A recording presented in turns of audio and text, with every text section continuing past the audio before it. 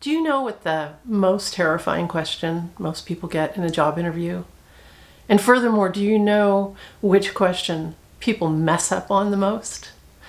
It's called the opening statement, but I'm going to guess that you don't even know what that means, and that's okay, because that's why I'm here today.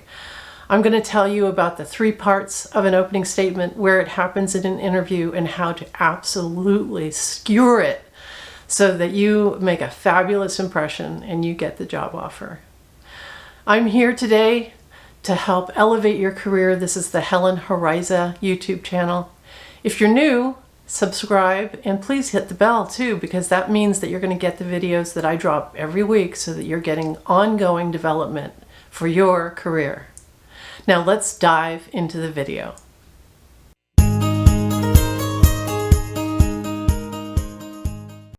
When it comes to an opening statement, you stumble because it can catch you off guard.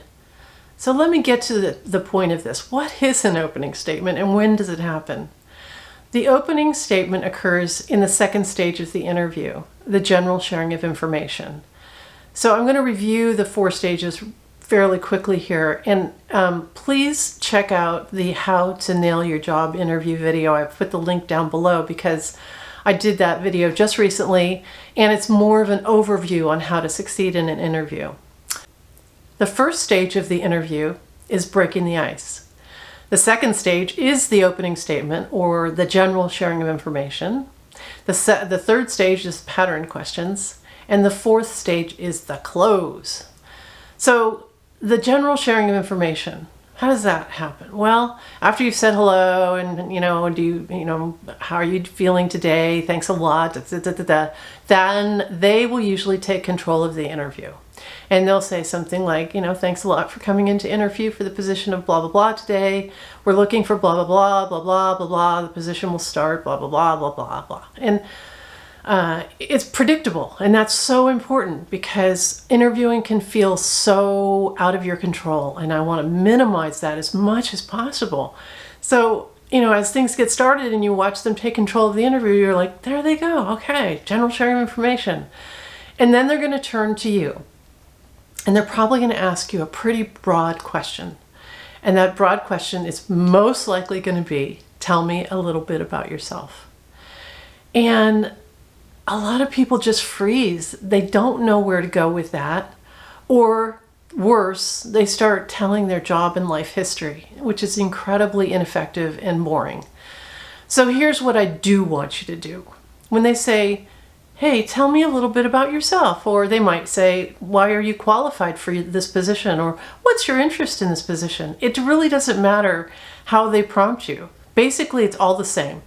In your mind, you should be saying, request for opening statement, okay? And then I'm going to break it down, as I mentioned, into 3 parts. The first part is just to have a sentence that you could easily say that'll calm you down.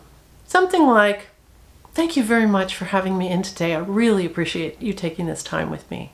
Simple, right? But it's polite. It gives you a chance to focus, and it reminds you that you know how to give this opening statement.